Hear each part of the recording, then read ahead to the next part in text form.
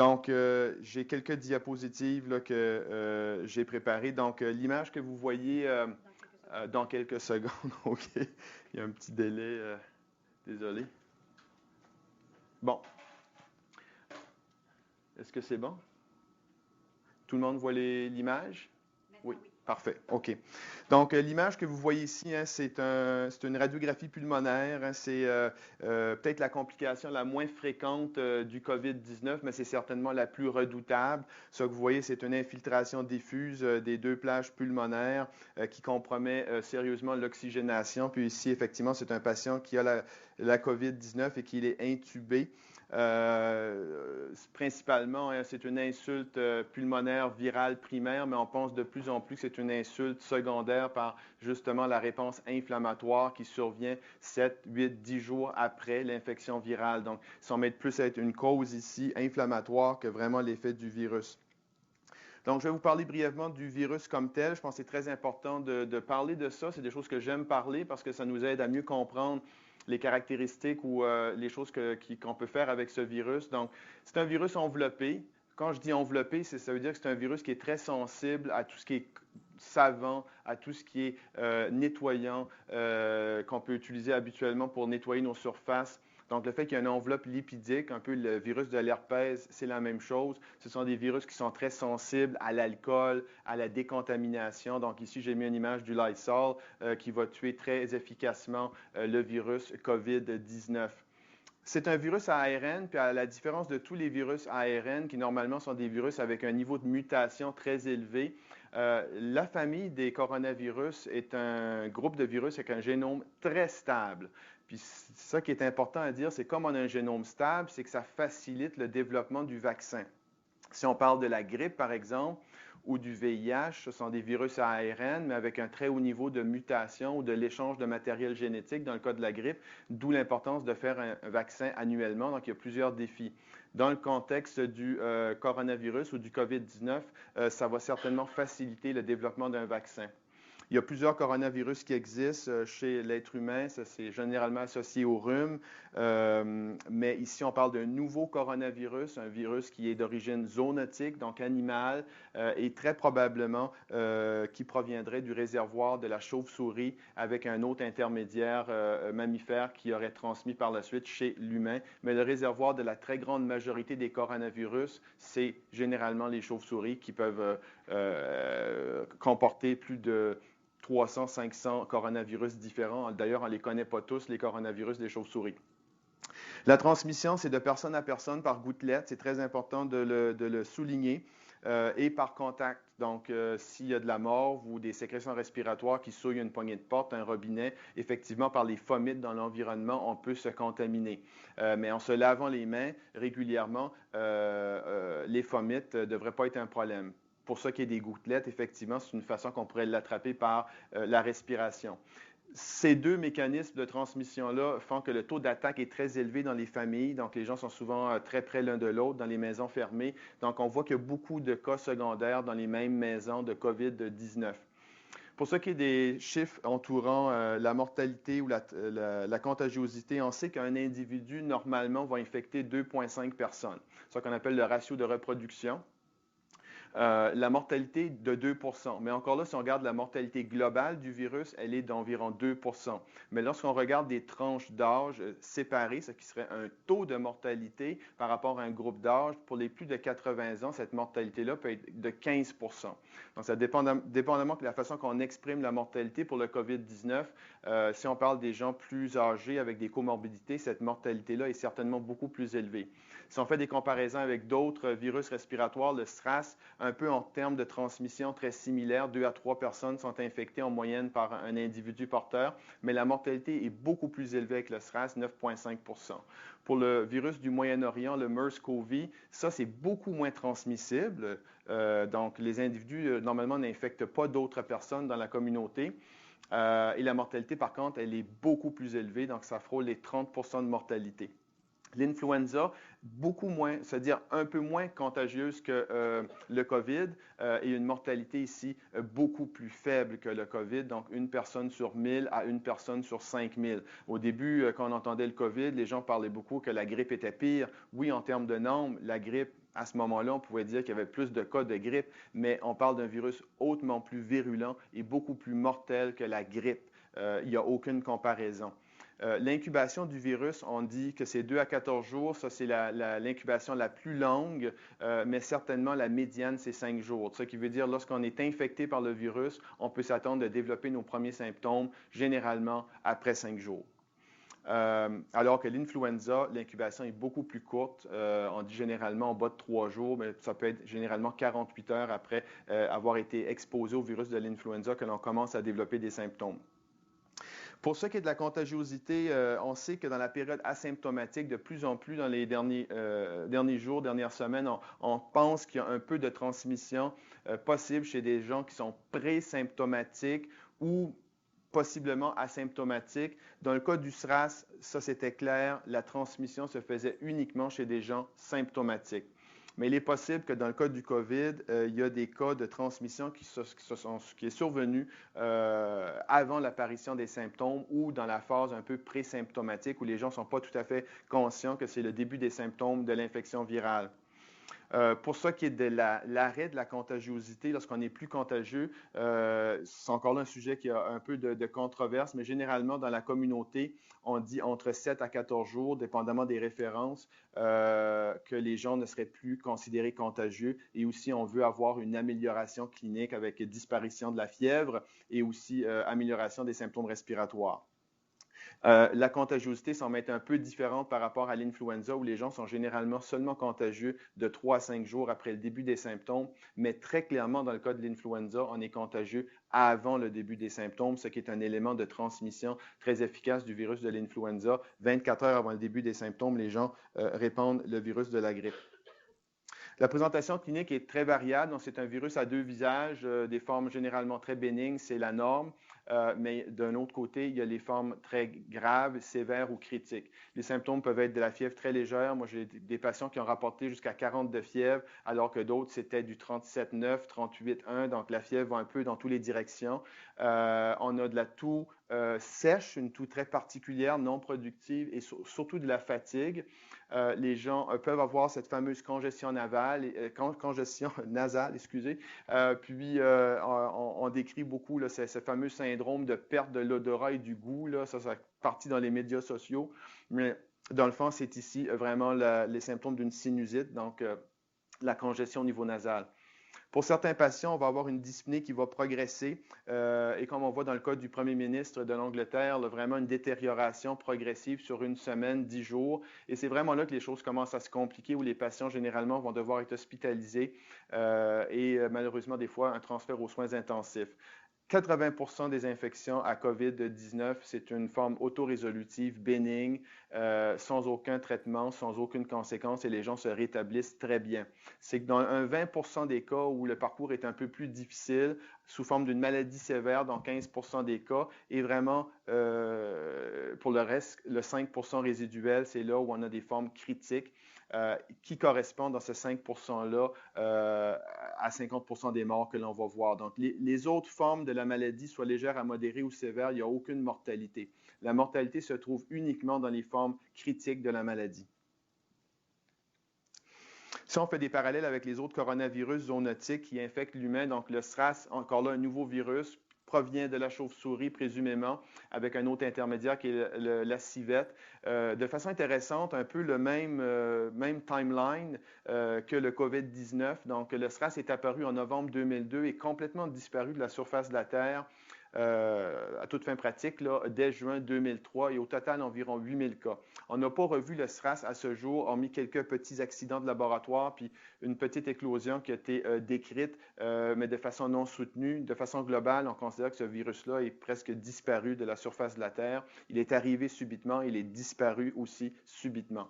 Le MERS-CoV, c'est encore un coronavirus, un nouveau virus qui n'était pas connu auparavant. Ici, ce qui est intéressant, c'est que le risque et l'exposition avec certains chameaux, donc le dromadaire, retrouvé principalement au Moyen-Orient. Ici, la transmission interhumaine est certainement moins efficace par rapport au SRAS ou au COVID.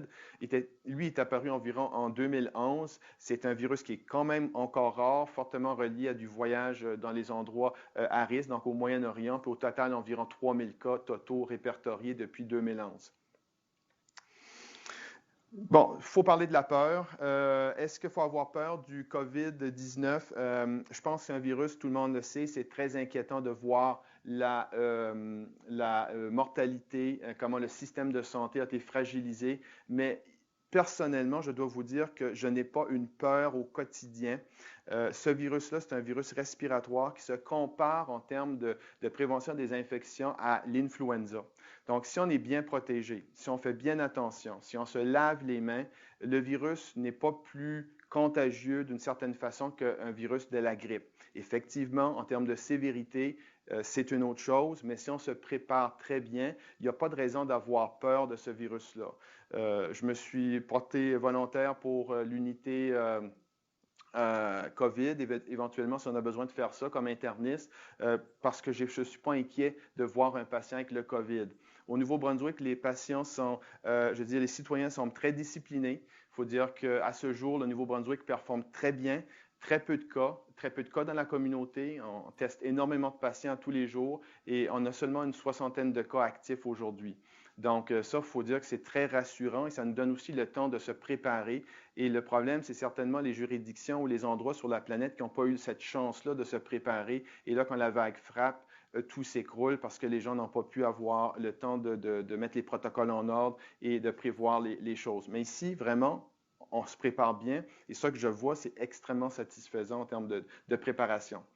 Le virus, c'est donc des gouttelettes. C'est vraiment que si on se lave les mains, il n'y a vraiment pas d'inquiétude. C'est vraiment les gouttelettes qu'on pourrait peut-être être exposé. Ce sont des grosses gouttelettes qui transmettent le COVID. Donc, ce ne sont pas des aérosols.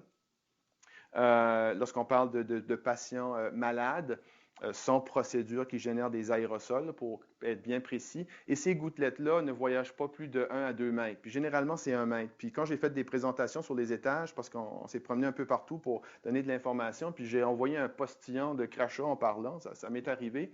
Puis c'était un bel exemple d'une gouttelette, parce que honnêtement, je l'ai vu tomber là, à moins d'1 mètre, puis j'ai dit, vous voyez comment loin que la gouttelette peut aller. Donc, ces gouttelettes-là ne voyagent pas très loin et ils sont vraiment rapidement tirés par la gravité. Donc, ce n'est pas quelque chose qui va voyager sur de longues distances. Donc, si vous êtes à 1 à 2 mètres du patient, oui, vous allez porter un masque, vous allez vous préparer, mais au-delà de ça, les gouttelettes ne vont pas vous infecter. Okay? Ça ne peut pas se rendre plus loin que ça. On sait que maintenant, on est beaucoup plus, nos réflexes sont beaucoup plus aiguisés à reconnaître un patient qui se présente avec des infections respiratoires, soit fébriles ou non fébriles à l'urgence. Le réflexe est beaucoup maintenant porter un masque, on va vous mettre dans une pièce, on va vous mettre dans une chaise un peu éloignée et on va vous évaluer. Donc ça, ce sont des bons réflexes qu'on va devoir garder après le COVID-19. Comme j'ai mentionné, le nettoyage des mains est extrêmement important. Puis, brièvement sur l'épi, donc, c'est ça qui est l'épi qu'on recommande. C'est une photo que j'ai prise sur Internet. Ça vient de l'Alberta. Donc, différents types d'épis, mais ils sont pratiquement comparables. La seule chose ici, c'est effectivement, c'est le masque N95. Donc, à l'hôpital, dans un cas de COVID suspecté ou un cas de COVID prouvé, la vaste majorité du personnel soignant va être 100% protégé avec cet habillement-là. Moi, je serais zéro inquiet d'aller voir un patient avec le COVID, en toute honnêteté. L'habillement avec le rehaussement pour le N95, c'est pour les mesures qui seraient en présence d'une technique qui génère des aérosols. Donc, ça peut être lors de l'intubation, ça peut être un patient qui est intubé, ça peut être des techniques respiratoires pour accéder le ventilateur. Donc, ça, cet habillement-là va être recommandé toujours avec la visière. Cet équipement-là est hautement suffisant pour protéger le personnel soignant. Évidemment, il faut être bien à l'aise de le mettre et certainement bien à l'aise de l'enlever de façon sécuritaire. Parce que quand ça se fait avec du stress, quand ça se fait de façon tout croche, sans suivre les étapes, c'est là où généralement les gens peuvent se contaminer. Mais si tout est bien fait et on respecte les étapes et on se lave les mains au moment approprié, il n'y a aucune possibilité que vous allez contracter le COVID avec cet habillement-là. Pour pour conclure, c'est sûr que depuis hier, toute cette controverse-là au niveau des masques non médicaux dans la communauté, je veux quand même dire que Dr. Leblanc n'avait pas tort. Dr. Leblanc disait que le masque, il ne fallait pas le porter pour se protéger du COVID, pour ne pas l'attraper. Effectivement, je pense que ce principe-là tient toujours. La façon que je comprends la nouvelle initiative de la santé publique au Canada, c'est que le masque, pour un individu qui serait possiblement infecté, va retenir ses gouttelettes. Donc, les gouttelettes ne seront pas dispersées dans l'environnement. Donc, c'est surtout, moi, de la façon que je le vois, donc c'est un masque à partir d'une production qui peut être à la maison, une serviette, du coton. On dit aller sur Internet, un peu do it yourself. Là. Ce ne sont pas des masques médicaux, ce sont des masques de tissu qu'on peut se faire chez soi. Et ça, c'est surtout pour retenir les gouttelettes, pour pas qu'on disperse les gouttelettes dans l'environnement. Et à ce moment-là, on pourrait peut-être répandre le COVID dans l'environnement et pas le contraire. Donc, c'est une nouveauté. C'est une norme qui est recommandée pour les gens qui vont dans des endroits publics, comme par exemple à l'épicerie, où on demande aux gens de porter, ils peuvent décider de porter ce type de masque-là non médical, justement encore là pour retenir ou capter les gouttelettes respiratoires qui pourraient à ce moment-là se répandre dans l'environnement très près. Dernière diapo, capacité de testing au Nouveau-Brunswick. Donc, je voudrais certainement vous rassurer. Hein, tous les tests de COVID se font ici au Centre de référence de virologie diagnostique du Nouveau-Brunswick au CHU du Mans. C'est un PCR en temps réel qu'on a monté ici dans un temps éclair. À partir du 11 février, on faisait le test. Présentement, on fait entre 300 et 500 tests par jour. Ça, c'est pour exprimer ça sur un dénominateur commun, c'est 64 tests par jour par 100 000 de population pour le Nouveau-Brunswick. Et si on compare à l'Allemagne, eux font environ 85 tests par 100 000 de population. Fait qu'on n'est pas très loin de l'Allemagne, qui est reconnue comme un pays européen qui teste massivement sa population. Donc, dites-vous qu'au Nouveau-Brunswick, la quantité de tests qui sont faits au quotidien est très élevée. Très élevée. Puis on entend un peu de désinformation que le Nouveau-Brunswick traîne, ne fait pas assez de tests. Ce n'est pas le cas. On fait beaucoup de tests à tous les jours et ça se compare aux endroits sur Terre où ils font pratiquement le plus de tests rapportés. On fait plusieurs fournées par jour. En date d'aujourd'hui, moins de 2 % de nos tests sont positifs. Ce qui fait qu'au Nouveau-Brunswick, malgré cette grande quantité de testing, il y a une très faible endémicité du COVID au Nouveau-Brunswick. La santé publique a relaxé les critères hier, donc on s'attend de recevoir plus de tests, plus de demandes de tests chez des gens qui n'ont pas nécessairement voyagé. Donc, on va voir si on va en trouver plus, mais je dois vous dire qu'avec la quantité de tests qu'on a fait, on n'a pas nécessairement trouvé plus que 1 à 2 % dans tous les tests qu'on fait à chaque jour. Le gouvernement du Nouveau-Brunswick nous demande de faire jusqu'à 1000 tests par jour. C'est une demande vraiment qui n'a pas été modélisée sur rien. Je trouve ça un peu surprenant parce que si on fait 1000 tests par jour, ça va faire 129 tests par tranche de 100 000 de population. Ce qui ferait que le Nouveau-Brunswick, c'est l'endroit sur Terre qui a le plus de tests de COVID au monde. Fait que c'est un peu surprenant. À 300-500 tests, je pense que c'est logique de penser ça. On peut aller plus haut, mais personnellement, je crois qu'on ne peut pas viser 1000 tests en toute logique parce que vraiment, on serait le summum de tout le testing sur la planète Terre. Aujourd'hui, on annonce l'arrivée du GeneXpert. Donc, c'est un point of care testing, un test qui va être fourni pour le COVID. Donc, tous les hôpitaux régionaux ont l'appareil, peuvent faire le test. Ça prend environ 60 à 90 minutes pour obtenir le résultat, positif ou négatif. Pour l'instant, ces cartouches sont sous allocation très, très, très restreinte. Ça, c'est pour tout le pays. Donc, on l'utilise uniquement pour les cas de soins intensifs, patients qui s'en vont aux soins intensifs avec un diagnostic à confirmer de COVID ou une femme qui serait en accouchement, justement pour faciliter un peu la prise en charge qui pourrait devenir extrêmement compliquée. Donc, éventuellement, on va avoir plus de ces cartouches-là. On va pouvoir en faire plus, mais c'est le problème partout à travers le pays. On n'a pas tant de cartouches, donc c'est pour ça que l'allocation doit être respectée et des critères très rigoureux d'utilisation. Éventuellement, ça, je peux vous dire, ce qui nous intéresse beaucoup, c'est de développer des tests sérologiques spécifiques qui pourraient nous aider éventuellement, soit dans le diagnostic ou dans la démonstration d'une immunité chez un travailleur de la santé, par exemple, ou après le vaccin, si éventuellement on obtient ce vaccin. Donc, ça, c'est en développement. C'est des choses qu'on considère pour notre laboratoire de référence ici. Euh, voilà, c'est un peu ça que je peux vous dire. Si vous avez des questions, je pense qu'il y avait des questions qui avaient Oui, été oui, docteur Girard, envoyées. je vais vous laisser prendre votre souffle 2 secondes. Moi, je vais vous poser la question. C'est parmi la banque de questions qu'on a reçues, on ne peut pas toutes y répondre, bien sûr. Je nommerai pas non plus les personnes qui ont envoyé les questions parce qu'on n'aura pas demandé leur autorisation. Par contre, là, la première question, ça serait, docteur Giroir, pendant combien de temps devons-nous laisser l'équipement et les fournitures en quarantaine, entre parenthèses, là, avant de les réutiliser? Donc, très bonne question. Donc, comme j'ai mentionné plus tôt, on parle d'un virus enveloppé, un virus qui ne résiste pas très longtemps aux conditions environnementales et certainement pas à tous les produits nettoyants. Donc, c'est un virus qui est vite éliminé, détruit par les mesures de nettoyage habituelles. Donc, pour tout ce qui est fourniture réutilisable, si on procède au nettoyage de l'endroit avec les nettoyants habituels qu'on peut utiliser, Clorox, Oxivir, les serviettes, il n'y a aucun risque. Le virus, à ce moment-là, il est détruit. On sait aussi que le virus, de façon générale, ne va pas vivre très longtemps dans l'environnement. Ça dépend encore là des surfaces. Est-ce que c'est une surface poreuse ou non poreuse, comme du plastique ou de l'acier inoxydable? On a rapporté jusqu'à 3 jours. Par contre, sur certains métaux comme le cuivre, c'est quelques heures. Et sur le papier, on peut parler une journée. Donc, le virus ne survit pas très longtemps dans l'environnement. C'est un virus qui est très fragile. C'est comme ça pour beaucoup de coronavirus et beaucoup de virus enveloppés d'ailleurs. Donc ici, tout ce qui serait nettoyé serait sécuritaire à utiliser après la procédure de nettoyage habituelle. Je ne sais pas si ça répond à la question. Je pense que oui, merci. Deuxième question, et dernière question, après ça, on va vous laisser prendre un verre d'eau. Est-ce qu'on sait combien de temps les aérosols restent suspendus dans l'air? Si on fait une IMCA dans une chambre privée sans pression négative, combien de temps devons-nous garder la porte fermée et à quel moment est-ce sécuritaire d'entrer sans un N95? Donc, les aérosols, par définition, ce sont des très petites, ce sont des noyaux de gouttelettes qui mesurent généralement en bas de 5 microns. La caractéristique d'un aérosol par rapport à une gouttelette, c'est que l'aérosol reste en suspension dans l'air pendant plusieurs minutes, voire plusieurs heures.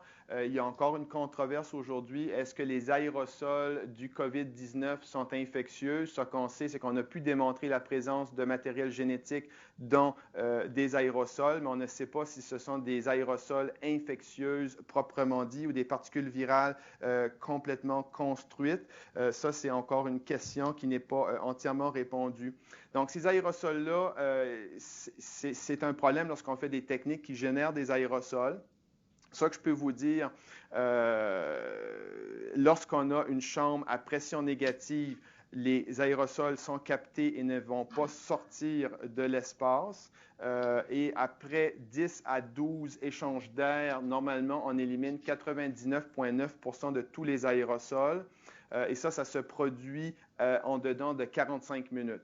On sait qu'il y a des endroits sur Terre et des hôpitaux qui n'ont pas des chambres à pression négative à profusion. Donc ça, c'est un défi. Donc généralement, ce que l'on recommande, c'est d'attendre un peu une période similaire entre 30 et 45 minutes pour justement que les aérosols sont captés par les échanges d'air qui se produisent normalement. Et le standard des bâtiments, c'est toujours 10 à 12 échanges d'air par heure.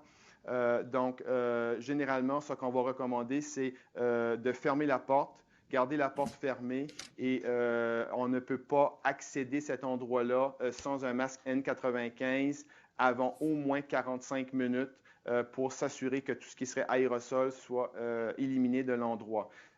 Idéalement, ce serait des chambres à pression négative pour tous les patients où on a besoin de le faire avec une technique qui génère des aérosols, mais la réalité est qu'on n'a pas des chambres à pression négative partout et certainement pas dans les soins intensifs, par exemple. On est très limité. Donc, c'est un peu la façon qu'on voit la chose. Donc, ces aérosols-là sont suspendus dans l'air pendant plusieurs minutes, mais éventuellement, par les échanges d'air normaux qui se font dans les pièces, vont être éliminés et on va recommander à ce moment-là 45 minutes. Là. Je ne sais pas si ça fait le tour. Oui, c'est excellent. Puis je peux vous dire que avec le temps que vous avez eu, ça a été extraordinairement utile, puis beaucoup, beaucoup de bonnes informations pertinentes, puis en plus même comment se comporter vis-à-vis ça, là, c'est quelque chose qui va être vraiment, vraiment, je pense, utile pour tous les gens. Parfait. Merci beaucoup.